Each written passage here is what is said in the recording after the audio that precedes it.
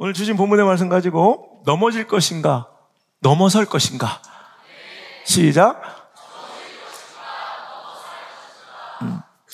넘어질 것인가, 넘어설 것인가 라는 제목으로 한 말씀을 증거하도록 하겠습니다. 여러분, 인생의 한계를 만난 적 있습니까? 삶 중에서 도저히 버겁고 더 이상은 한 걸음도 내디딜 수 없는 어떤 상황의 한계, 처지와 형편을 삶 가운데서 혹은 신앙생활 가운데 느끼신 적이 있습니까? 오늘 그 한계를 만났을 때의 이야기를 하려고 해요. 여러분, 도망자의 삶은 얼마나 힘들고 고되고 정말 고독한 것인지 우리가 다 이해할 수는 없겠지만 충분히 상상할 수 있을 정도로 참 힘든 삶일 것 같아요. 여기 지명수배 당해보신 분은 깊이 공감하겠지만 거의 그런 경험이 없으신 분들은 그래도 우리가 상상할 수 있잖아요. 도망자의 신세. 다윗은 범죄를 저지르고 도망가는 사람도 아니고요. 오히려 하나님 나라 위해서 열심히 일했고요. 충성 다 바쳤고요. 자기 죽은 왕 사울에게 충성을 다 바쳐 그의 모든 명령과 분부를 다 이루어냈던 그 열심과 충성이 있었던 자예요. 그런데 오히려 그런 훈장이 돌아오고 또 명성과 칭찬 때문에 계속 승진이 돼야 될 것 같은데 말도 안 되는 광기에 가까운 사울의 시기와 질투에 집착해 그는 도망쳐 이제 광야의 생활을 시작한 내용들을 우리가 계속해서 보고 있어요. 차라리 이 고난이 언제 끝날지 알아. 그러면 좀 쉬워. 우리 군대 제대. 또 여러분 익히 경험해 보셨던 감옥의 출소. 한두 번쯤은 다 경험해 보셨을 거 아니에요. 그죠? 그럼 어느 날이 정해져 있잖아요. 요때까지만 참으면 돼. 그러면 참을만 하대요. 그런데 이건 무한정, 무기한, 언제 끝날 줄 몰라. 이러면 그 고통은 아마 도망자의 신세는 배가 되어 엄청나게 그를 짓누르고 힘들게 했을 것은 우리가 충분히 상상이 될 수 있어요. 그런 그에게 찾아온 진짜 실로 오랜만에 평안함과 막 기쁨이었을 것 같아요. 도망자의 신세로 지낸 다윗에게 가장 힘들고 어려웠던 일이 뭘까요? 가족들과 떨어져 사는 것이겠죠. 저는 여러분 딱 12년 됐어요. 제가 이제 처음에 제가 이제 바깥에 외부 집회를 해야 될 것 같습니다. 막 싫어하는 사람도 있고 네가 해봤자 얼마나 하냐 이런 사람도 있었고 또 그걸 기뻐해 주신 분도 있었고. 근데 제가 이렇게 오래 할 줄 몰랐어요. 이게 매일같이 나갔다가 들어왔다 나갔다. 그래도 저는 요즘엔 그래도 좀 일찍 들어오니까 하루라도 일찍 들어가면 괜찮은데 옛날 주일날 2부 예배만 드리고 나가서 토요일날 새벽에 들어와서 또 주일날 2부 예배 이렇게 10년 하고 이제 요즘엔 좀 주일날 좀 안 하려고 노력을 하는데 일주일에 그래도 한 번은 돌아와서 가족들을 보고 성도들을 만나고 가요. 그래도 저는 마음에 우울감이 한 10년 정도 되니까 생기더라고요. 솔직히 고백인데 이번 주에도 눈물이 막 나는 거예요. 새벽에 막 3시까지 공부 막 이렇게 쓰고 있으면 일부러 막 그런 걸 잊으려고 막 공부를 더 해. 지난주에도 하마터면 누를 뻔했어. 자니? 진짜 막 너무 막 이 헛헛함이 우울함이 가족방에 아무리 자니 해도 이제 아무도 대꾸도 안 하거든. 어떤 데는 막 미칠 것 같아요. 힘들어요. 그런데 다윗은 도망자의 신세로 가족들 못 보고 언제 만날지 기한도 없어요. 그런데 오늘 말씀을 보니까 다윗이 그곳을 떠나 아둘람굴로 도망하였더니 그의 형제와 아버지의 온 집이 듣고 그리로 내려가서 그에게 이르렀대요. 가족들을 만난 거야. 얼마나 기뻤을까요?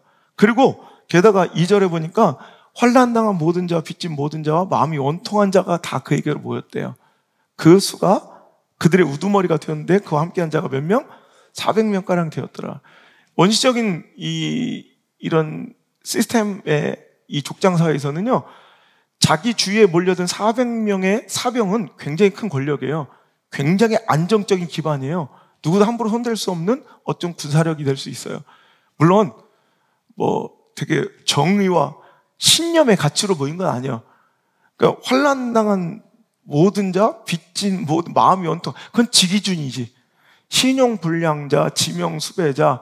그러니까 사울의 정권, 유다의 정상적인 커뮤니티 안에서는 살 수 없는 사람들이 그냥 토껴간 거야.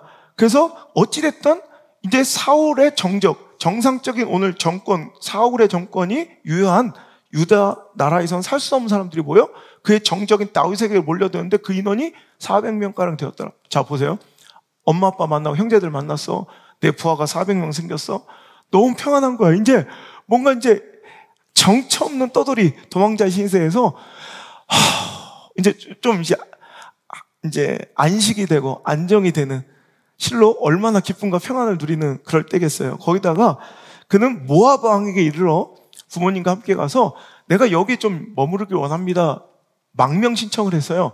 사울이 아무리 힘이 세고 난리가 치고 뭐 왕이어도 그는 유다 안에서만 왕이지, 그죠? 각자 그 나라의 통수권자의 힘은 그곳에서만 미치잖아요. 그러니까 이 정적이었던 모압 나라에 가서 오늘도 내가 망명을 신청했는데 모압 왕은 또 그것을 받아들여줬어요.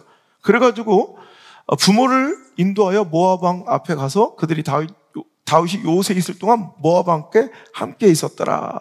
그러니까 그는 이제 모압 왕의 허가 안에 이제 아주 안정적인 모압의 이제 요새에서 이제 안정적인 그런 삶을 누리게 되었다. 그런데 이제 내가 하나님께 충성하고 이렇게 열심히 일했다가 당한 무고한 오해와 아픔들 이제 하나님께서 다 씻겨주시려는구나. 그래, 내가 그래도 감사하고 하나님께서 떠나지 않았더니 하나님께서 이런 날도 주시네. 너무 감사하니까 이제 목사님 신방 좀 와달라고. 이런 거 있죠. 예를 들어서 교회가 건축을 한다고 그러니까 자기 집을 팔아 헌신했어. 그랬더니 우리가 읽었던 관증집처럼 사업에 막 매출이 10배로 불어나고 막 그래서 더 좋은 주택을 샀더라 막 이러면 좋은데, 그렇게 전 인생을 걸고 충성하고 정말 헌신했던 가정들이 오히려 막 공장에 불이 나거나 갑자기 사업에 내가 원치도 않는 이런 이상한 시대적 기류 때문에 문을 닫게 되고 어려움을 처했는데도 그 장로님은 막 불평하거나 원망하지 않고 오히려 더 신앙생활 뜨겁게 하고 맨 앞에 앉아서 막 찬양하고 더 눈물로 하나님 사람들이 귀감이 되었어. 그랬더니 어떤 날 하나님께서 조금씩 그의 사업을 이제 다시 회복시켜 주셔서 옛날만큼 그런 큰 집은 아니어도 저 그래도 방 2칸에 거실 있는 그런 조그만 이런 주택 하나를 얻어서 뿔뿔이 흩어져서 가족들이 다 막 단칸방 같은 데 살다가 모여가지고 오히려 실로 진짜 오랜만에 행복을 누리며 목사님 오셔서 신방 좀 해주세요. 그랬더니 오신 목사님이 간 목사님이요. 5절에 선지자 갓이 다윗에게 이르되 가서 신방 설교하면 이제 불행 끝 행복 시작. 당신이 하나님께 충성하여서 얻은 이 애매한 고난 이제 끝이 날 것이고 이제 당신은 엄청난 축복을 받을 것입니다. 주여 수년 내 이 가정에 축복을 부어 주옵소서. 뭐 이런 설교를 해야 되잖아요. 근데 간 목사님 오셔서 너는 이 요새에 있지 말고 떠나 유다 땅으로 들어가라.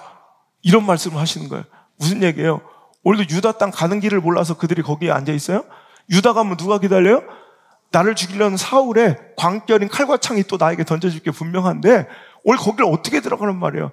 아니 내가 좀 편안하게 살고 내가 악한 일을 저지르고 범죄에 도망치는 것도 아니고 하나님께 충성하고 이렇게 헌신하다 얻은 고난이고 아픔인데 여기서 조금 좀 쉬려고 하고 안정을 누리려고 하는데 그것조차 허락지 않으시는 하나님과 그 말씀 대언하는 간 목사님은 제가 늘려요. 오 마이 갓.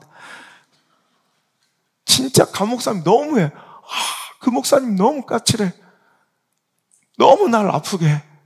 근데 다윗의 여러분 반응을 보세요. 5절에 이 요새로 대변되는 안정, 평안, 평강, 축복, 기쁨, 행복 이걸 다 떠나 버리고 다시 고생, 아픔, 충돌, 저항, 수많은 너의 정적이 기다리고 있는 그 땅으로 가라. 다시 그 사역과 사명을 맡아라. 얼마나 힘들고 거친 명령이에요. 그런데도 그 5절에 들어가라 했더니 바로 이어서 다윗이 떠나 헤레스풀에 이르니라. 헤레스풀은 유다 지경 내에 있는 성읍입니다.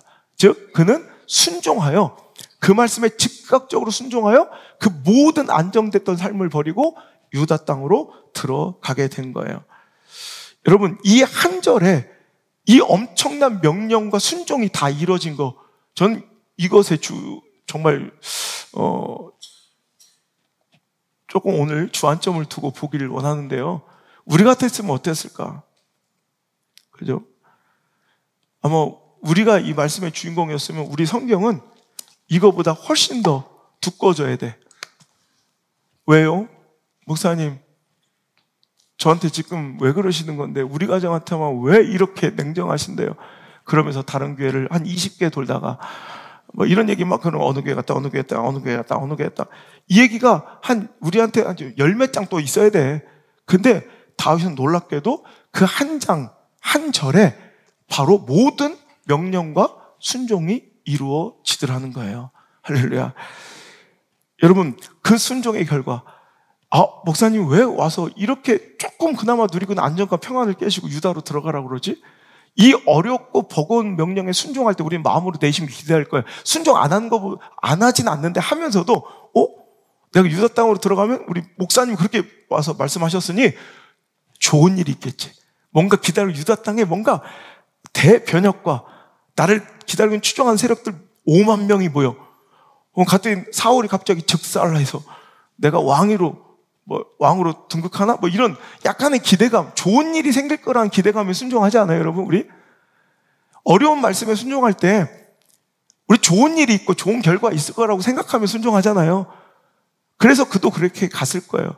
근데 그 다음에 어떤 일이 벌어진지 한 장만 넘어와서 그 뒤에 일어난, 여러분 쭉 그 뒤에 내용은 이제 그 동시에 일어났던 이제 일들이고, 그 다음에 가서 처음으로 만난 사건이 23장, 한 장만 넘겨보세요. 1절부터 5절까지 시작. 사람들이 다윗에게 전하여 이르되 보소서 블레셋 사람이 그 일날을 쳐서 그 타작마당을 탈취하이다 하니, 이에 다윗이 여호와께 묻자와 이르되 내가 가서 이 블레셋 사람들을 치리이까? 여호와께서 다윗에게 이르시되 가서 블레셋 사람들을 치고 그 일날을 구원하라 하시니. 자 보세요. 갔더니 기다리는 게 뭐야? 전쟁이에요.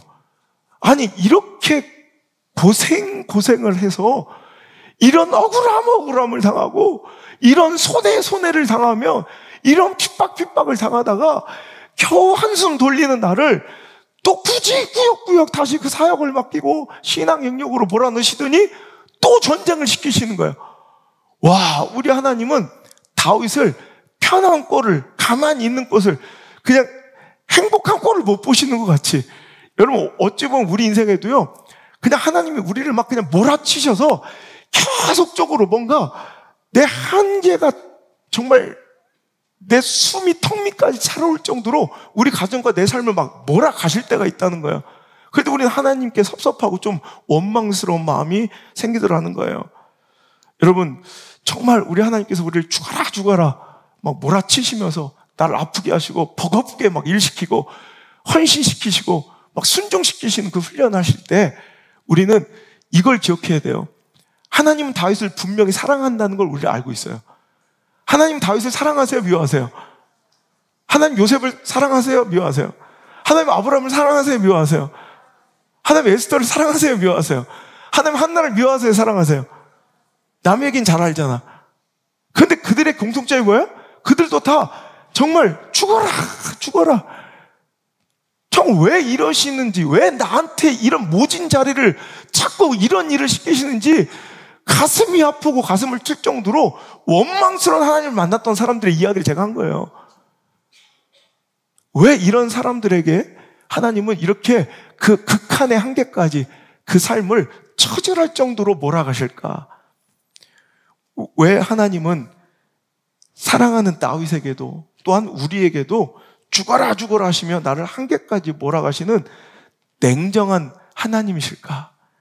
그때 우리의 반응이 믿음이고요, 또한 축복과 승리, 위대한 인생으로의 출발점이 된다는 거 기억하시고, 하나님이 나를 극한의 한계로 몰아가시고 뭔가 한계를 만나 버겁고 뭔가 다 내려놓고 싶고 포기하고 싶고 정말 이젠 다 끝났다고 생각, 그 순간에 하나님이 나를 향해 원하시는 그 목적하신 바가 무엇인지를 제대로 깨닫는 그런 귀한 시간, 이 말씀 속에 이루어질 수 있기를 주 여러분 축복합니다. 자, 첫 번째 메시지는 이거예요. 한계를 만났다는 것은 한계를 넘어설 기회라는 거예요. 뭐라고요? 내가 한계에 부딪혔어요. 이런 말, 저 이제 더 이상 한계예요. 한계를 만났다는 건 또한 다른 말로 한계를 넘어설 수 있는 기회를 잡았다는 얘기예요. 계속되는 고난과 풀리지 않고 꼬여가는 삶의 문제들은 우리를 막 지치게 만들어요. 더 이상 한 걸음도 내디딜 수 없고 숨이 턱 밑까지 차오르고 이게 이제 내가 할 수 있는 최선인 것 같아. 다 내려놓고 싶을 때, 다 포기하고 싶을 때 우리는 그 순간을 한계라고 불러요. 이제 나는 한계라고 얘기해. 하지만 그 한계를 만났다는 건 자, 이제 한계야. 그럼 그 한계를 넘어설 수 있는 기회 앞에 있다는 것도 우린 깨달을 수 있어야 돼요. 여러분, 한계까지 일단은 나아가야 한계를 넘어설 수 있을 거 아닙니까? 여러분, 내 한계가 여기야. 일단 이 한계까지는 나와야 이 한계를 넘어설 수 있을 거 아닙니까? 우리는요, 이런 류의 설교를 할 때 제가 이번에 한계를 돌파합시다. 우리 교회 부흥의 한계를 돌파합시다. 여러분 인생의 축복의 한계를 넘어섭시다. 그럼 다 좋아요. 할렐루야, 아멘. 근데 또 한편에서는 목사님, 제가 한계에 부딪혔어요. 내가 한계를 만났어요. 이러면서 한탄하고 탄식하면 절망하는 소리가 또 들려와요. 아니, 방금 전에 한계를 뛰어넘자고 할 때는 좋아하더니 한계를 만났다고 절망하는 건 이건 어불성설이에요. 한계를 만나야 한계를 넘어설 수 있는 거예요. 한계까지 나와야 한계 너머를 볼 수 있는 거예요. 근데 우리는 한계를 돌파하고 뛰어넘는 그 한계 너머의 축복과 그 삶을 우리는 꿈꾸면서도 한계를 만나는 걸 두려워하고 한계를 싫어하는 이상한 삶을 살아가고 있더라는 거예요. 어떻게 한계를 만나지도 않고 한계를 뛰어넘겠다는 말입니까? 그죠? 하나님은요, 다윗처럼 특별하게 아끼시고 사랑하고 존귀하게 사용할 인생들에게 한계를 만나지 않는 복을 주시는 게 아니라 오히려 반대로 한계로 자꾸 끌어가세요. 몰아가세요. 숨이 막히고 숨이 턱 밑까지 차오르도록 한계에 부딪히게 한계로 몰아가세요. 그래서 그를 한계를 뛰어넘어 더 깊은 수준의, 더 높은 차원의 삶을 누리라고 말입니다. 승리하는 인생, 위대한 인생을 꿈꾼다면 한계에 부딪혔을 때 다 포기하고 싶을 정도로 버겁고 하나님이 죽어라 내 인생과 삶을 몰아가실 때 그때 반응을 잘해야 합니다. 우리가 축복과 승리의 비결을 성경 속에서 배우고 있는데, 다윗의 인생과 삶 속에서 배우고 있는데, 오늘 우리가 위대한 인생을 꿈꾸고 진짜 축복을, 내 자녀들이 정말 멋진 내 차원, 내 수준의 인생이 아닌 더 높은 수준과 차원의 인생을 맛보기를 원한다면 한계를 잘 다뤄야 돼요. 한계를 만났을 때 반응을 잘해야 된다는 거예요. 도망자 다윗에게 억울하고 환난당하고 빚진 자들이 몇 명가량 몰려들었대요? 아까 몇 명이 몰려들었어요? 400명이 몰려들어 그들의 우두머리가 되었어요. 그들은 다윗 아니면 갈 곳이 없는 사람이에요. 정상적인 커뮤니티 안에서는 살 수 없는 사람들이에요. 그래가지고 다윗에게 할 수 없이 몰려든 빚쟁이들이고요, 신용불량자고요, 지명 수배자들이에요. 그래서 다윗 밑에서 그냥 함께 모여 안전을 누릴까 싶어서 그에게 몰려들었고, 다윗은 그들의 자연스럽게 우두머리가 되었어요. 자, 든든한 400명의 조직이 생겼어요. 그런데 어느 날 목사님 함께 예배 좀 드리재. 그래서 예배를 드리는데 그날 초청하신 목사님이 갓이야. 오마이갓. 갓 선지자가 갑자기 뭐라고 그래요? 이 요새 안락함을 버리고 유다 땅으로 들어가래요. 얼마나 반감이 컸겠어요. 얼마 전에 그들은 유다 땅에서 도망쳐 나온 자들이에요. 유다 땅 들어가면 잡히고, 여러분, 낭패를 당하고, 그들은 갇혀야 될 사람들이에요. 그래서 갈 곳 없어서 유다 땅에서 도망쳐 왔는데, 유다 땅으로 돌아가자는 말에 반발이 없겠어요? 얼마나 많은 사람들이 이탈하고, 여러분, 그 지도자 다윗에게 실망을 했겠냐는 거예요. 많은 사람들이 반발했을 것은 분명하다는 거예요. 그런데도 다른 대안 없어. 할 수 없이 다윗을 쫓아갔다 칩시다. 갔더니 갑자기 이제 조용히 숨죽이며, 이제 다윗이 유다 경내로 들어왔다는 소문에 사울은 칼을 갈고 이를 가르며 오늘도 그를 죽이러 찾아다녀요. 그럼 숨죽이고 조용히 그 자리를 지키고 있어도, 도망쳐 있어도, 숨바꼭질하듯 있어도 될까 말까 한데, 다윗 장군이 갑자기 어느 날 기도해 보시더니 뭐 하재? 전쟁 나가재. 그일라 거민을 구하재. 여러분, 내 코가 석자예요. 지금 내가 죽었어. 근데 누구를 도와주잔 말이야. 여러분, 다윗이야 믿음이 좀 그래도 있고 깊이가 있고 하나님께 기도하는 사람이라 그랬다 쳐도 그 수준이 되지 않고 이해되지 않는 사람들, 팔로워들에게는 얼마나 그게 도전이고 모험이고 아픔이고 위기고 두려움이었겠어요. 그럼 그거 100%다 순종할까요? 도망치고 여러분 그 전쟁에 참여하기 싫은 사람도 있을 거 아니에요. 우리 교회도 그럴 거 아니에요. 당연히 그렇죠. 이해 안 되니까, 두려우니까, 이러면 죽을 것 같으니까 이탈자가 있을 거라면 충분히 여러분 합리적인 추론이에요. 자, 그들의 반발이 당연히 있겠죠. 자, 3절, 23장 3절 한번 읽어볼까요? 자, 시작. 다윗의 사람들이 그에게 이르되 보소서 우리가 유다에 있기도 두렵거든 하물며 그 일나로 가서 블레셋 사람들 군대를 7일 1일일까? 반발해 안 해요. 지금 막 반발하고요. 막 다윗에게 덤벼요. 안 된다고. 이건 말도 안 된다고. 정신 차리라고 장군님. 근데 다윗은요, 4절에 보니까 그냥 그들의 말을 경청하지 않고 기도해요. 시작. 다윗이 여호와께 다시 묻자온데 여호와께서 대답하여 이르시되 일어나 그 일나로 내려가라. 내가 블레셋 사람들 내 손에 넘기리라 하신지라. 여러분, 그의 판단과 결정의 기준은 사람들이 아니에요. 몇 명이 찬성하고 몇 명이 나를 따르고 몇 명이 떠나갈까 이런 게 아니에요. 오직 하나님의 말씀이에요. 기도의 응답이에요. 이런 지도자를 만나야 돼요. 이러면 사람들의 생각에 섞이고 뭐 몇 명 떠나고 뭐 몇 명이 뭐 하고 뭐 예산이 얼마 떨어지고 뭐 이런 거 내가 뭐 사례비를 못 받고 이런 거에 여러분 방향을 잡으면 안 돼요. 죽으면 죽는 거예요. 에스더 죽어라 하시는 앞에 죽으면 죽으리다 하니까 민족이 살아나는 거예요. 결국에는 이해 못할 사람을 살리는 건 지도자의 결단이에요. 그는요 독재라는 소리를 들었고 아마 엄청난 비판과 비난도 받을 거예요. 지 뜻대로 독선적이라고 이런 얘기도 들을 거예요. 왜? 기도의 응답 외에는 다른 건 다 반대니까. 근데 그는 기도에서 응답이 분명해요. 그러니까 그는 그들의 엄청난 반대와 저항에도 불구하고 어디로 가요? 그 일날 구원하러 전쟁에 가서 승리해요. 자, 그러면 여러분 승리했다 쳐도 원시적인 전쟁 형태에서 당시에는 칼과 총, 지금 완전히 막강한 이런 이 시대의 전투력과 무기들은 이런 적을 만나지도 않고도 괴멸시킬 수가 있어요. 근데 옛날에 원시적인 전쟁 형태는 뭐예요? 일단 만나서 부딪혀야 돼. 막 섞여서 싸워야 돼. 이겼다 한들 100대 빵의 완벽한 승리가 있을 수 있어요? 없어요? 원시적인 이런 전쟁 형태에서는 완벽한 승리는 없어요. 다만 한 명, 두 명이라도 죽어야 돼. 그죠? 근데 승리했다는 건 완벽함이 아니에요. 희생이 따랐다는 거죠. 그럼 거기서 희생된 사람이 있어요. 그죠? 지금 다윗은 점점점 뭔가 침체되어가고 소멸되어가는 분위기예요. 그냥 가만히 있었으면 그 말씀만 순종하지 않았으면 400명 건드리고 되게 안락하게 살 수 있었던 상황에 오히려 하나님 뜻대로 말씀에 순종하고 신앙생활하고 헌신하느라고 계속 그의 인생은 좀 뭔가 소멸되고 가고 침체되고 가고 뭔가 손해보는 느낌이잖아요. 지금 느낌이 오시죠? 거기다가 입이 대빨 나와서 순종할 수는 있어. 할 수 없이 순종하고 돌아와서 이겼어. 근데 내 주변에 희생자도 있고 내 사랑하는 친구를 잃은 사람도 있고 아버지를 잃은 사람도 있을 거예요. 그런데 와보니까 그일라 사람들 분위기가 쎄해. 그일라 사람들은 당장 자기의 위협이었던 블레셋 사람들을 몰아내는 건 고마운데 지금 그들은 누구의 지배를 받고 있는 거예요? 할 수 없이 사울 왕의 지배를 받는 백성들이에요. 그럼 사울 왕의 정적이었던 다윗을 오늘도 그들과 함께 어울리며 그들을 고발하지 않으면 나중에 훗날 사울의 성격상 엄청난 보복이 그들에게 돌아올. 곡식 뺏기는 블레셋이 낫지 자기 목숨을 거두는 사울 왕이 더 무서우니까 이상하게 눈치가 이상해. 그래서 하나님께 다윗이 기도해요. 하나님 이상하면 그일라 우리가 목숨 걸고 구해줬는데 이거 분위기가 이상합니다. 원래 그일라 같은 것들이 있어요. 자, 12절 시작. 다윗이 이르되 그일라 사람들이 나와 내 사람들을 사울의 손에 넘기겠나이까 하니 여호와께서 이르시되 그들이 너를 넘기리라 하신지라. 보세요.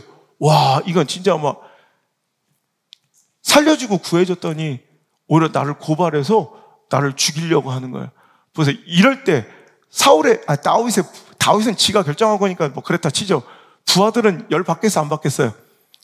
그를 따르던 부하들은 뭐 반항과 저항이 있겠어요 없겠어요? 있어요. 100% 있어요. 내가 목회해봐서 아는데 100% 있어요. 그거 봐요. 하지도 못하면서 젊은 목사가 김정은이야 뭐야? 우리가 하지 말자고 그랬잖아. 구제해가지고 지금 상세상 지금 내 사는 사람 죽고 이랬는데 근데 이게 꼴 좋다. 이렇게 건져놓은 그일라 사람들이 우리를 팔아넘기 우리 도망쳐야 돼요. 그일라 사람들이 우리를 넘긴대요. 여러분, 얼마나 많은 사람들이 실망하고 다윗의 그 리더십을 의심하고 여러분 뭐라고 했겠어요? 이러면 이 저항 속에서 또 이탈하는 사람이 있겠어요, 없겠어요? 자, 보세요. 몇 명 있어서 처음에 400명 있었잖아요. 정말 그 도망자의 신세로 모을 수 있는 최대한의 이런 모임이고 조직이고 공동체고 그들의 막강한 걸 인간의 힘으로 모을 수 있는 한계가 400명이었다고요. 근데 그걸 하나님께서는 깨트려 가시는 거예요. 갑자기 유다 땅으로 들어가는 명령에 말도 안 되는 명령에 이탈자가 있을 거고, 전쟁 벌이자는 말에 이탈자가 있을 거고, 그죠? 거기다가 또 싸움 중에 희생자가 있을 거고, 그 뒤에 승리 뒤에 팔아먹는 배신에 실망하여 또 다윗의 리더십을 의심하고 떠난 사람이 있을 거예요. 그럼 그 400명이 계속 소멸되어 가고 다윗은 계속 여러분 약해져가는, 뭔가 손해봐가는 모습이잖아요. 그럼 그를 따랐던 400명은 지금 몇 명쯤 되어 있어야 옳아요? 200명? 150명? 100명? 50명? 이게 인간적인 계산법에 나오는 답들이에요. 분명히 하나님 말씀대로 순종하고 이렇게 죽어라자가 몰아쳐가면서 지코가 석자인데도 하나님께 충성하고 헌신하며 열심히 일하는 사람은 100% 눈앞에 보이는 현상은 망하는 것 같고 손해보는 것 같아요. 저렇게 헌신하고 섬길 돈으로 다른 데 투자하는 게 훨씬 더 나아 보이고요. 오히려 그것이 그의 영향력과 그의 재물과 그의 힘을 다 빼앗아가는 과정처럼 보이더라고요. 근데 놀라운 것은요, 그의 400명이 150명, 50명, 100명 더 몰락하고 쇠하여져 가는 게 이게 맞는 일인데, 여러분 13절 읽어볼게요. 시작. 다윗과 그의 사람 600명 가량이 일어나 그 일날을 떠났대요. 저 몇 명이 떠났어요?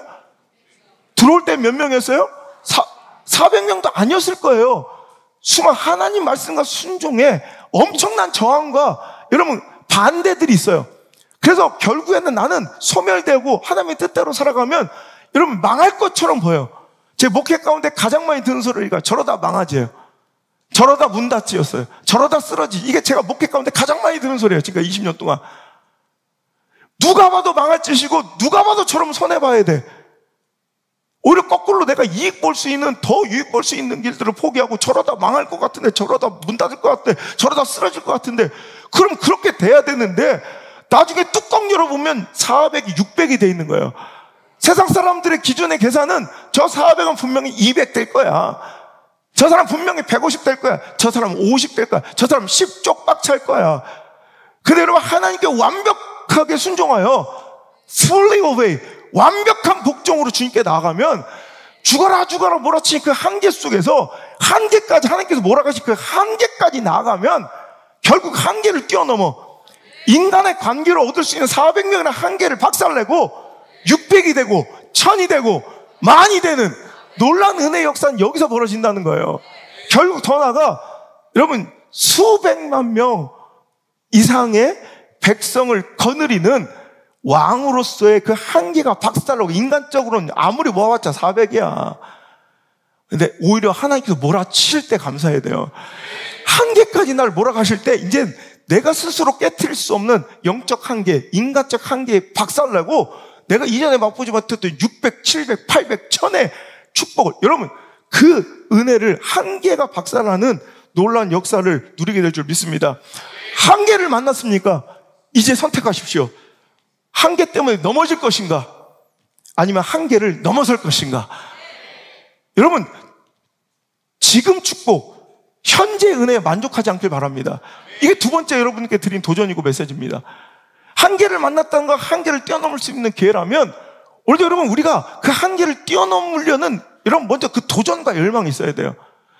제가 그래요. 우리 자녀들 유학 보내기 전에 이제 교육을 시키잖아요. 정치학에서 대통령이 되려는 사람은 좋은 스펙도 있고 멋진 배경도 있고 정치적 기반도 있어야 되지만 가장 중요한 게 뭔지 알아요? 대통령 될 사람은 권력 의지가 있어요. 권력 의지.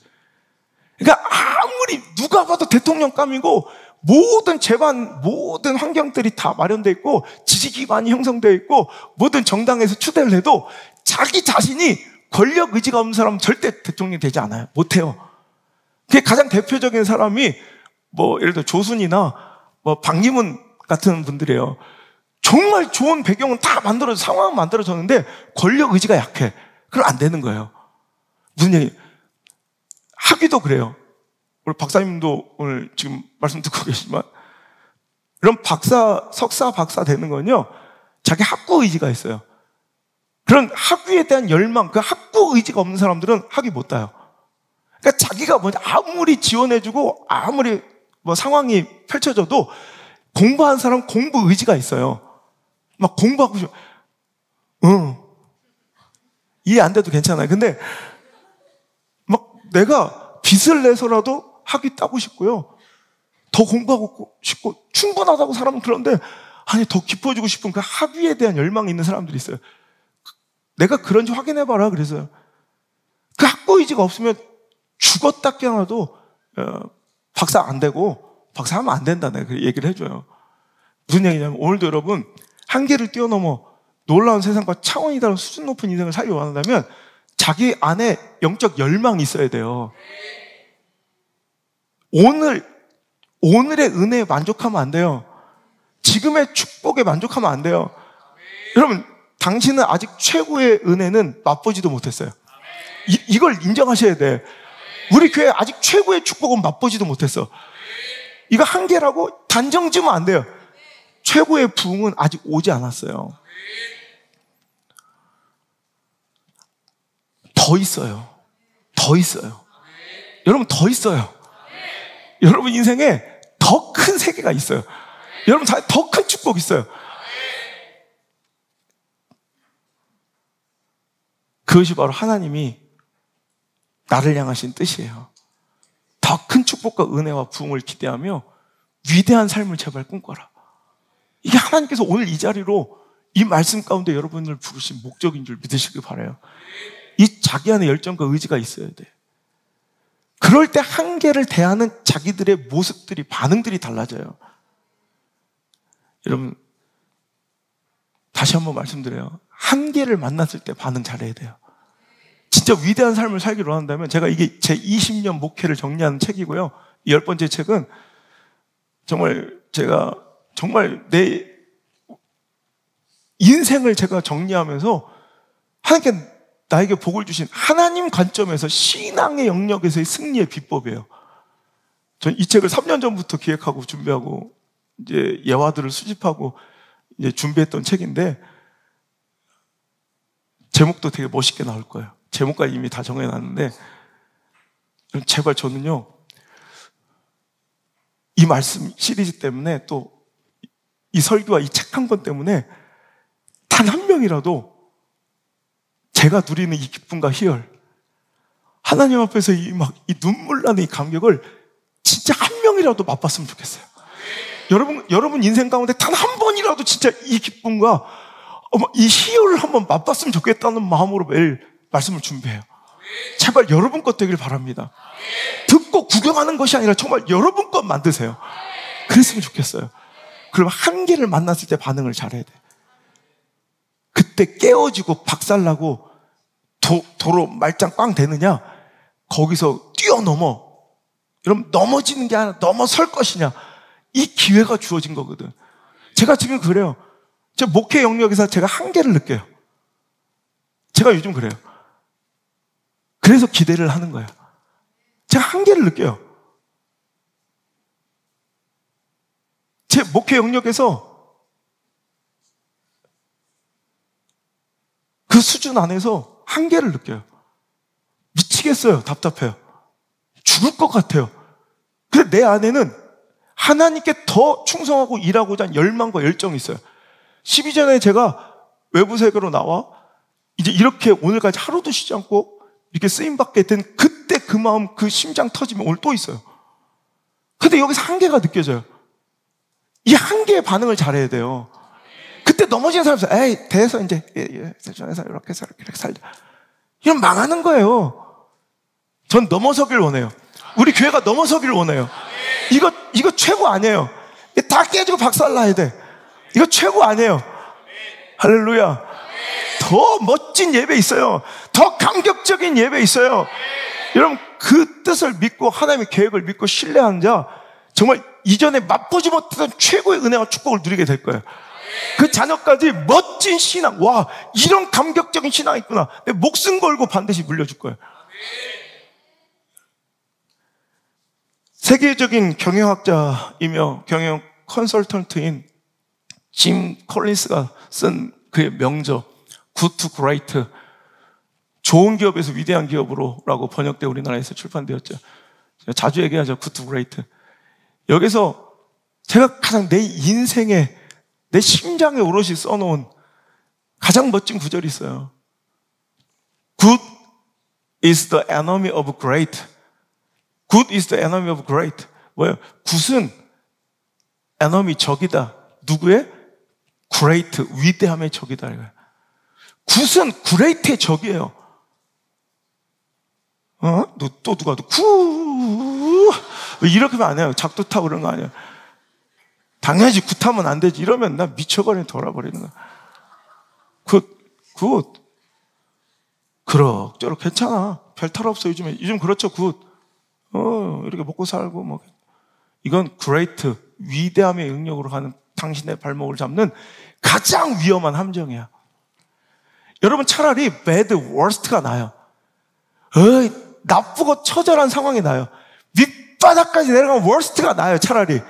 그러면 뭔가 기어오를 준비라도 하고 뭔가 뒤집을 생각이라도 하거든. 역사상 개혁과 혁명의 주체 세력은 저 밑바닥에 더 이상 떨어질 곳이 없는 밑바닥의 계층들이 그냥 목숨 걸고 죽으면 죽으리다. 뭐 아니면 도다 뒤집어 엎은 혁명과 개혁의 역사였지. 먹고 살만한 사람 등 따숩고 배부른 사람 턱수염 만지던 관료들이 아니었다는 거예요. 차라리 밑바닥으로 내려가 절망적인 밑바닥 상황이면요, 여러분 차라리 개혁을 꿈꿔요. 하지만 가장 무섭고 가장 위험한 함정은 바로 이런 모습들이에요. 가만히 있어도 그럭저럭 잘 굴러가고 그냥 그런 대로 괜찮은, 그러니까 하나님께 절박하게 기도하여 매달리지 않아도 되고, 뭐 꽤 어디서 돈 좀 들어오고 건강도 괜찮고 뭐 별로 그냥 무탈하고 그냥 이제 기도하지 않아도 되죠. 미치도록 은혜 갈망하지 않아도 되죠. 그따위로 교만해도 되죠.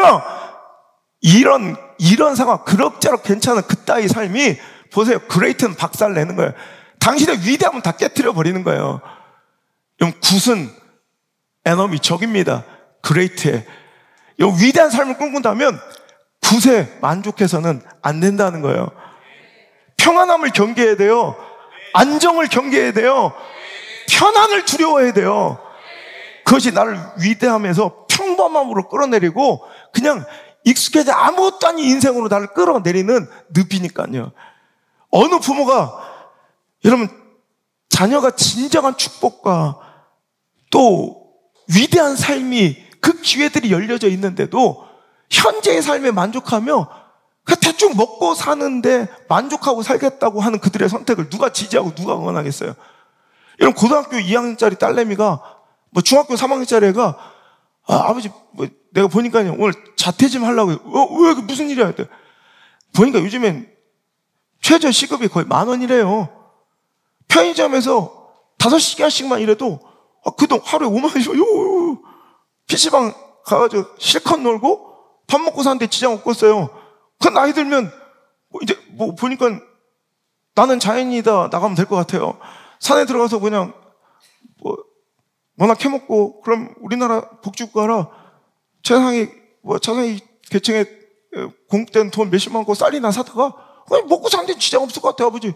나는 그냥 지금부터 머리 아프게 골치 아프게 공부 안 하고 자퇴하고 편의점에서 알바나 하고 뭐 이렇게 놀다가 나중에 제 꿈은, 내 인생의 종착역은 나는 자연이다. 그러고 죽을래요. 그럼 잘했다. 그래, 내가 볼 때 그래도 먹고 살 수는 있을 거다. 그래, 그렇게 살아라. 그래요? 두드려 패서라도 그거 안 된다고 그러지. 못하게 말리지. 왜 더 좋은 인생이 있는데, 더 좋은 미래가 있는데, 더 행복한 삶이 있는데 그것을 버려버리는 자녀를 누가 지지하고 누가 응원해? 그건 부모가 아니야. 진짜 부모라면 거기서 만족하는 걸 말려줘야 되죠. 혼내줘야 되죠. 회초리를 때려야 되죠. 그게 하나님이고 그게 갓선지자예요. 여러분, 하나님도 마찬가지예요. 우리가 최선의 삶, 최고의 축복을 누리지 않고 그럭저럭 괜찮은 삶을 살길 원하시길, 우리는 원하지만 하나님 절대 그걸 원하지 않으세요. 아브라함처럼 그럭저럭 안정된 익숙한 인생을 살며 만족하려는 우리를 기어이 끝끝내 끌어내서 가나안 땅으로 옮겨버리세요. 울고 불고 힘들어도 우리 하나님은 그런 분이시대. 아브라함을 하란에 그냥 안정과 평안의 하란에 살도록 내버려두지 않고 끌어내서 깊이 있고 끌어내서 가나안으로 보내시고 말아요. 여러분, 채색 옷 입고 브랜드 옷 입고 부잣집 두려운 놈으로 편안하게 사는 요셉을 결국엔 끌어내서 애굽으로 보내고야 말아요. 총리 대신에 자리에 앉히고야 말아요. 사도행전 8장에 보면 너무 행복한 교회 모습이 나와요. 초대교회. 이런 막 하루에 3,000명씩 몰려들고요. 막 교회는 막 부흥해서 이 안에 막 네 건지도 없고요. 막 그냥 서로 그냥 행복하게 나누고 정말 천국 같은.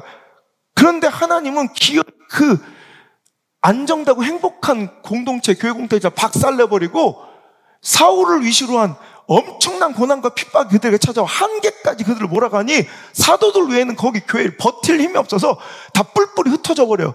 누가 보면 이거는 교회 한계가 만난 것 같고 위기가 만난 것 같지만 여러분 그거 소리 나요.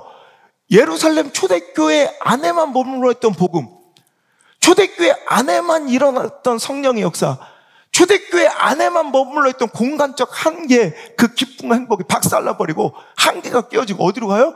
온 세계 열방으로 그 복음과 그 행복과 그 기쁨이 확산되어 가는 거예요. 이 확산, 이게 건강함이에요. 여러분 머물러 있으니까 고여 있으면 이건 변질이고 오염이에요. 그러니까 관계도 이런 오염되면 안 돼. 만약 고여 있고 머물러 있으면 안 된다. 확산돼야 건강한 거예요. 여러분 하나님의 뜻을 아셔야 돼요. 왜 굳이 잘 살고 있는 나를, 이건 누구 기준이야? 내 기준이에요. 잘 살고 있는 나를 굳이 이렇게 끌어다가 이렇게 빡센 훈련 받게 해서 빡센 훈련 사명 힘들게 하죠. 이건 누구 기준이야? 내 기준이에요. 그냥 아르바이트한 편의점 알바해도 당장 편의점 내가 좋아하는 PC방 가서 게임하면서 행복하게 살 수 있다는 내 수준에 허접한 내 기준이에요. 하나님은 우리를 향한 놀라운 계획을 갖고 계십니다. 박해받고 끝장난 것 같아요. 여러분 생각해보세요. 우리 교회가 막 엄청난 시대적 박해를 받아서 이 교회가 문을 닫고 여러분 성도들이 다 흩어졌어야 돼. 비참하죠? 처참한 광경, 상상만 해도 눈물 나오잖아요. 근데 그로 인해 어떤 일이 벌어졌어요? 그 흩어진 사람들이 들어다니며 복음을 전했더니 그 복음이 전하는 거야. 그 성에 큰 기쁨이 있더라. 할렐루야. 오히려 복음과 기쁨이 확산되는 거예요. 한계가 무너지고 더 큰 하나님의 세계와 열방을 향한 하나님의 구원의 역사들이 여러분 시작되는 거예요. 여러분 이거예요. 우리는 이 수준이 최고의 부흥이라고 생각해요. 초대교회도 그 정도면 이건 인간의 수준으로 생각할 수 있는 최고였어요. 하지만 그 한계를 만나 박살나므로 어떻게 돼요? 그것이 확산되면서 더 큰 하나님 나라와 역사가 세워지더라는 거예요. 여러분 400명 부하 이끌고 떠도는 우두머리 족장, 그것이 다윗의 인생이 아니에요. 다윗은 이스라엘 민족의 왕이 될 사람이에요. 당시 시대적 상황으로 볼 때 그에게 몰려들어 공동체로 400명 꽤 근사한, 꽤 안정적인 평안한 힘이고 권력이에요.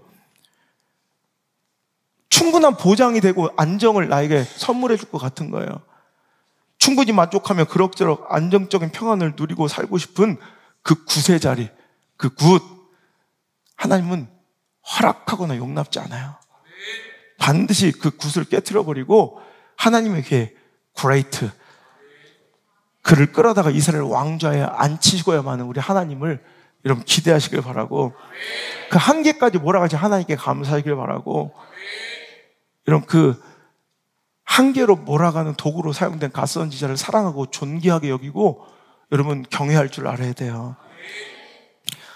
절대로 모압의 요새는 우리 인생의 해답이 아니에요. 모압의 요새는 잠시 잠깐 안정을 나에게 주는, 평안을 주는 그런 다윗의 인생의 해답지처럼 보이지만 절대 그것은 인생의 해답이 아니에요.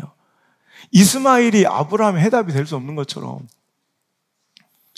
절대로 블레셋이 다윗의 해답지가 아니었던 것처럼, 그 아도왕 아기스가 그의 해답지가 아닌 것처럼 모압 또한 해답지가 아니에요.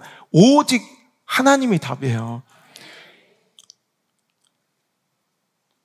갈증 중에 마신 콜라처럼 시원해 보이고 내 갈증에 해가 될 것처럼 보이지만 더 큰 갈증을 유발하는, 더 큰 고통이 심화되는, 그래서 나를 더 괴롭힐, 또 다른 아픔의 씨앗이고 시작이에요. 근데 우리는 그걸 안정이라 생각하고 그걸 평안이라 생각해서 자꾸 그곳에 머물고자 해요. 하지만 하나님은 그걸 말씀으로 깨트리세요. 오늘 이 말씀이 당신의 그 한계를 깨트리든 당신을 다시 한번 잘못된 오답을 정답으로 생각하고 거기에 기대어 사는 당신을 박살내는 도구로 갓선지자처럼 사용되기를 간절히 바랍니다.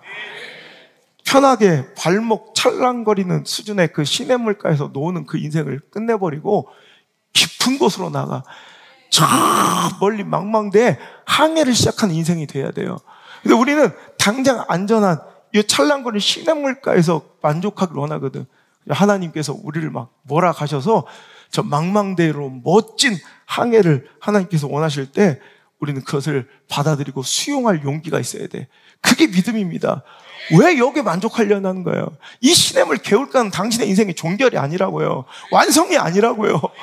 우리 교회 완결이 아니고 종결이 아니라고요.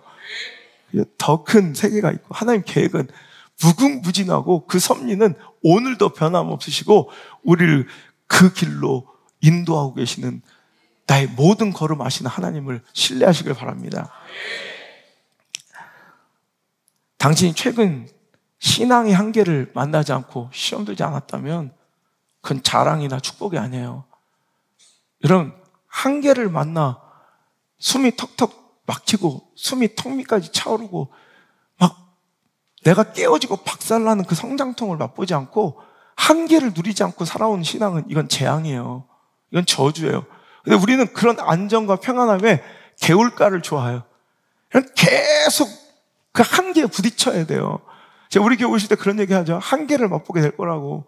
금방 당신의 그 좁아 터진 그 정도의 믿음에 그런 박살나고 또 더 커지고 더 커지고.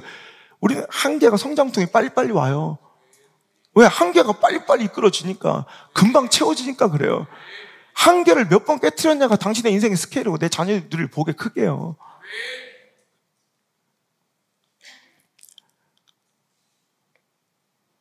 내가 한계를 만나지 않는 것, 평안한 삶만 유지했다는 것, 이걸 자랑하는 것, 이건 오만함이고 부끄러움이고요.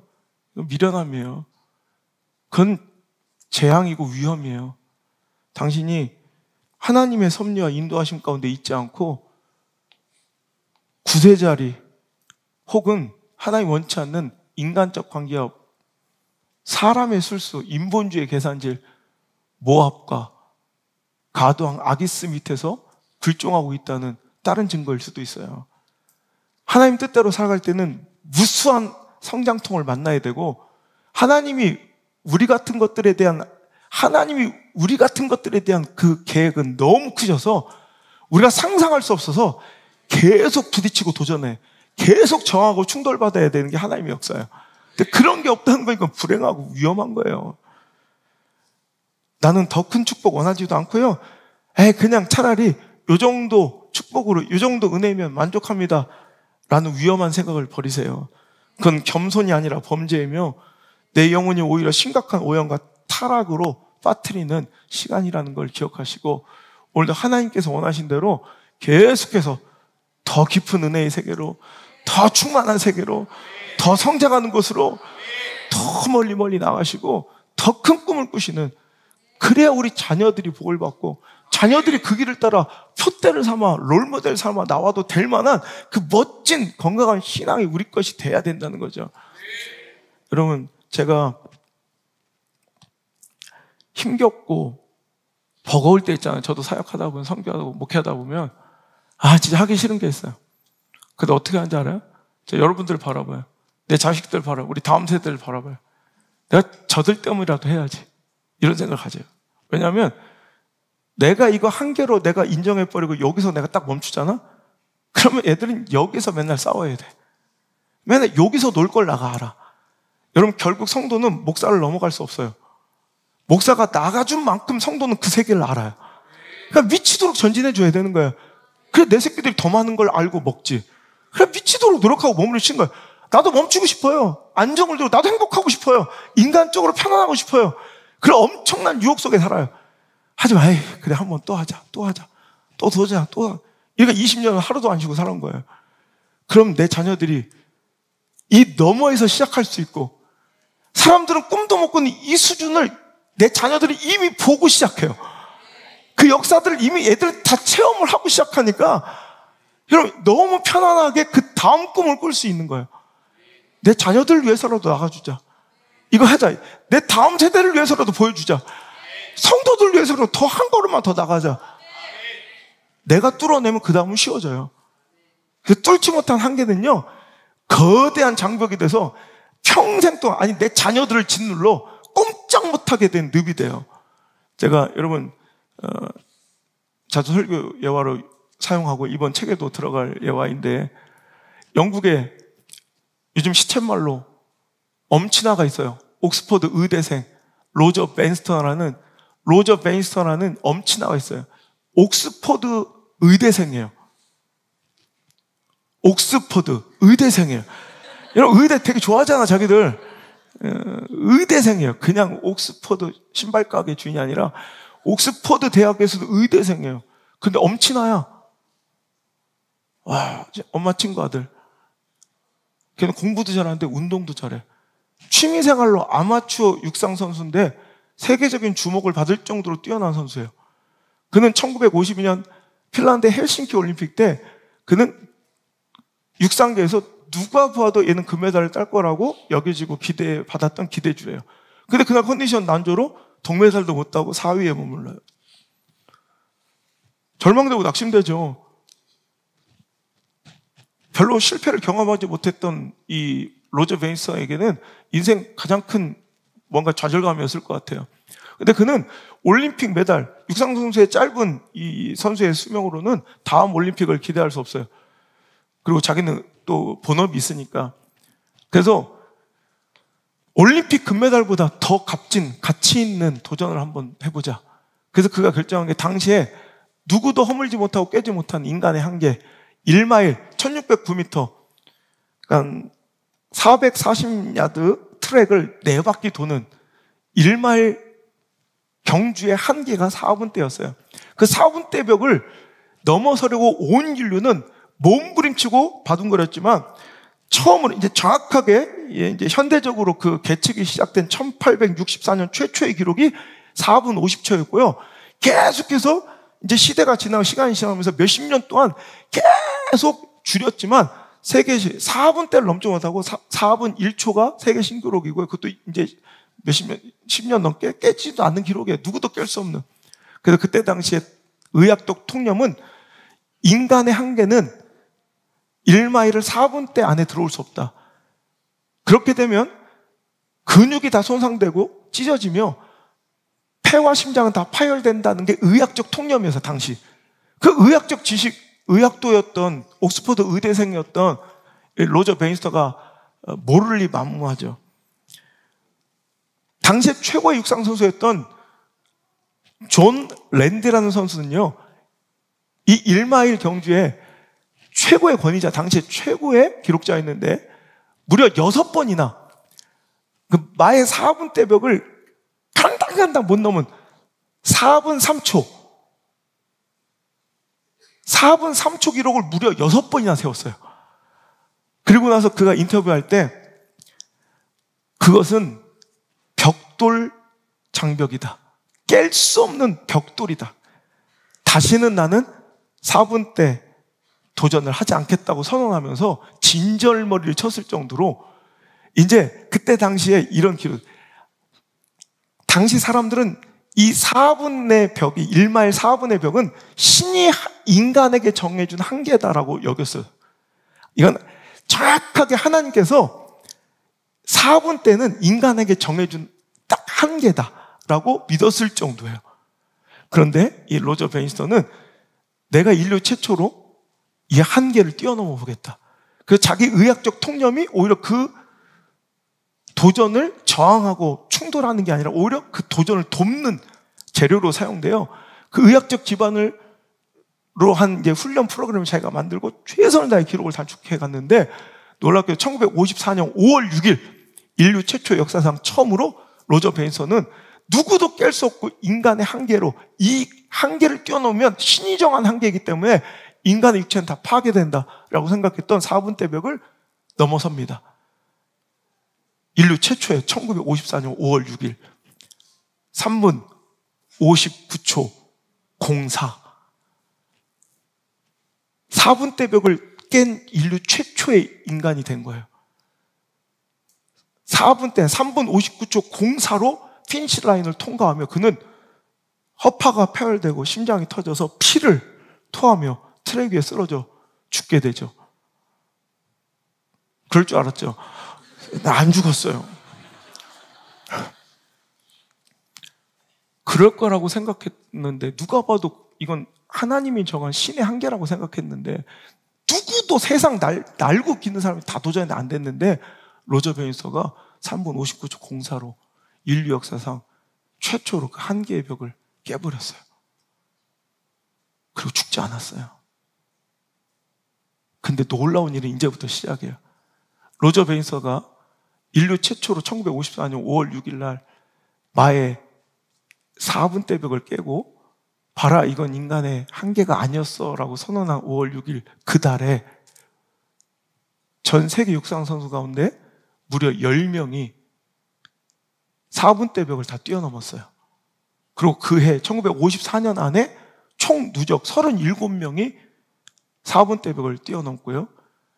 2년 만에 총 누적 300명의 육상 선수가 4분대를 훌쩍훌쩍 다 뛰어넘었어요. 여러분, 아까 이거는 벽돌 장벽이고 진절만 내가 4분 3초로 6번이나 기록, 내가 이게 최선을 다했지만 안 된다. 이건 죽어도 안 된다라고 혀를 내두르며 진절머리 치던 존 랜디라는 선수 기억나시죠? 그 친구는 로저 베니스터가 한계를 돌파한 뒤 딱 45일 뒤에 1954년 6월 21일 날 한계의 벽을 깼어요. 재밌죠? 이건 죽어도 안 된다고 하더니 로저 베니서가 깨자 정확하게 45일 뒤에 이 사람도 깨요. 무슨 얘기인지 아시죠? 육체의 한계의 장벽이 아니라 마음의 장벽인 거예요. 한계를 스스로 규정해놓고 그걸 우리가 못 뛰어넘으면 내 뒤에 모든 사람들도 그 거대한 한계의 장벽에 가로막혀 내 자녀들도 그 너머의 세계를 못 봐요.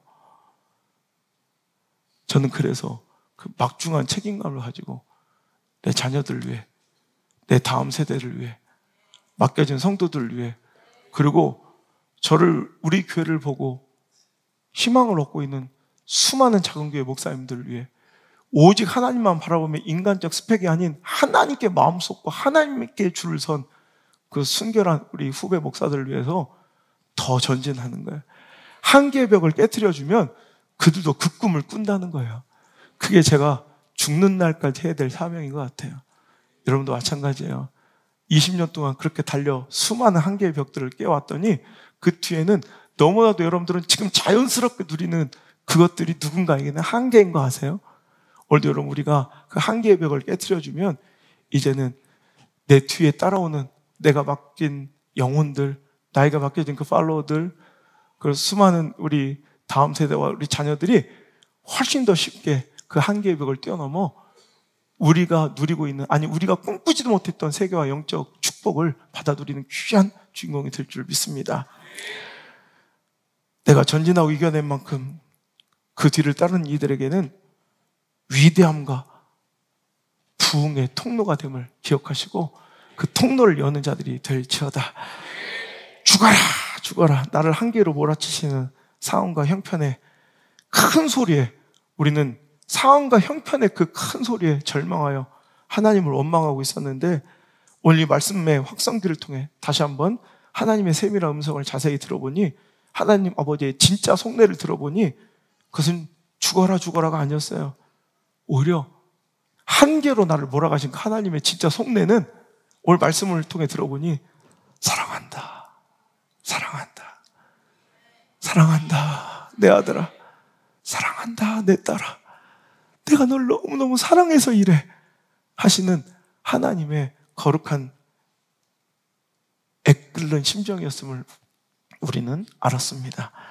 삶의 한계를 만나, 신앙과 사역의 한계를 만나 서럽고 원망스럽고 지쳤던 당신에게 이제 묻습니다. 이대로 넘어질 것인가? 아니면 지금껏 짓눌렸던 마음의 장벽 한 개의 벽을 허물고 멋지게 넘어설 것인가? 넘어질 것인가? 넘어설 것인가? 이제 당신의 선택입니다. 찬양합시다. 내 안에 한계를 넘어 하나님 주시는 그 놀라운 축복의 세계를 누리는 우리 모든 성도 되기를 바랍니다.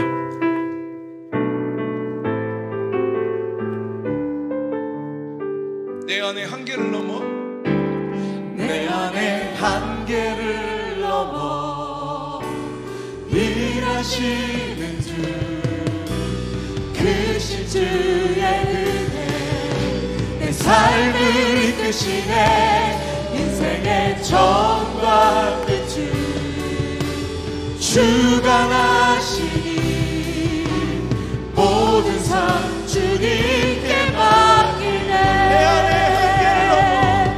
내 안에 한계를 넘어 일하시는 주, 크신 주의 은혜 내 삶을 이끄시네. 인생의 처음과 끝을 주가 나시니 모든 삶 주님께 맡기네. 주께서 주신 모든 시간, 주께서 주신 모든 시간 헛된 것 없네. 그 어느 것도 아멘. 주의 뜻 알기 어려워도 이유 있음을 알기 원해. 나의 모든 걸음이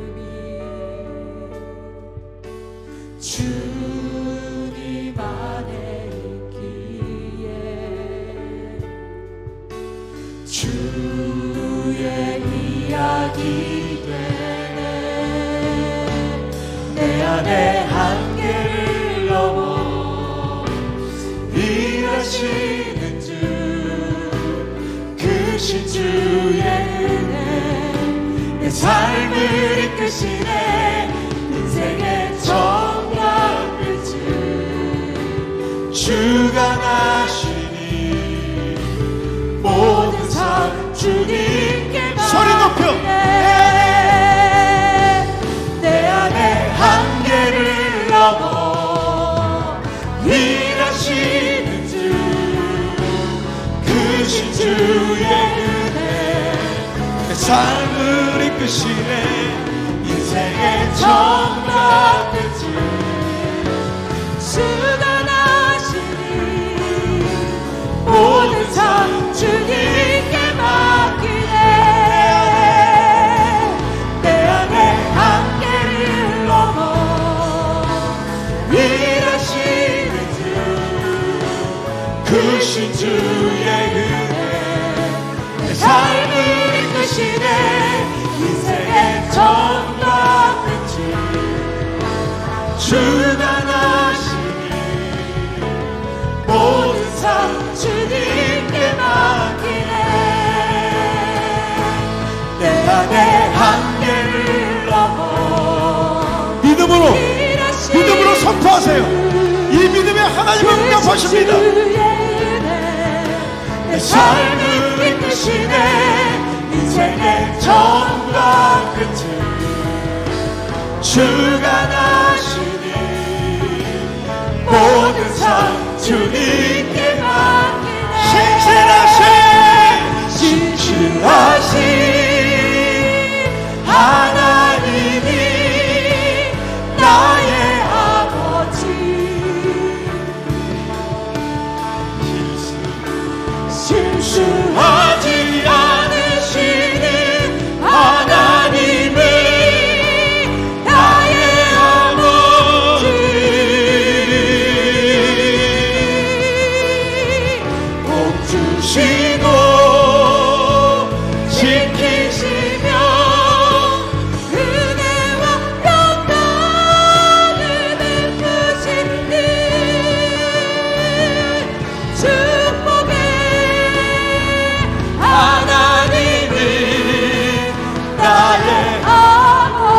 당신의 하나님입니다.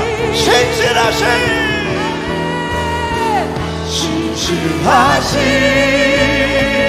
하나님이 나의 아버지, 실수하지 않으시는 하나님이 나의 아버지, 복 주시고 지키시며 은혜와 평강을 베푸시는 축복의 하나님이 나의 다시 한번 신실하신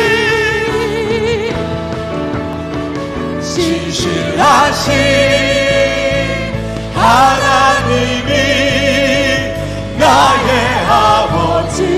아멘. 실수하지 않으시는 하나님이 나의 아버지, 복 주시고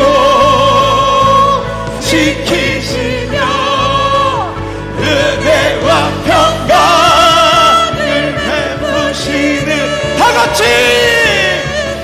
축복의 하나님이 나의 아버지,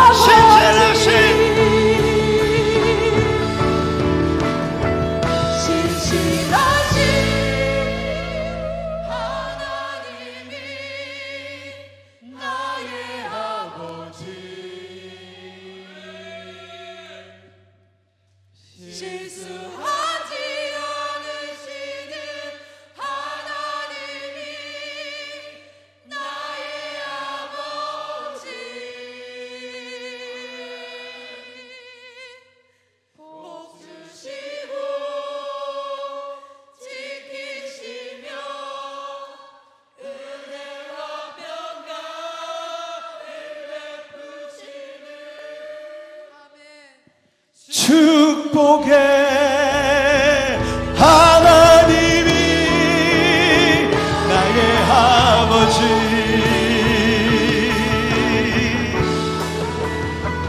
신실하신 하나님이 우리 아버지. 그분은요 실수하지 않으시는 하나님이 우리 아버지,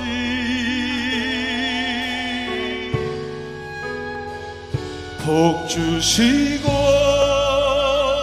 지키시며 은혜와 평강을 베푸시는 축복의 하나님이 우리 아버지.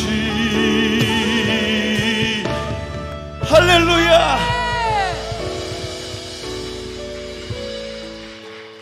하나님, 이 고백 들으셨죠? 이게 하나님을 향한 우리의 마음입니다. 당신을 향한 우리의 믿음의 고백입니다.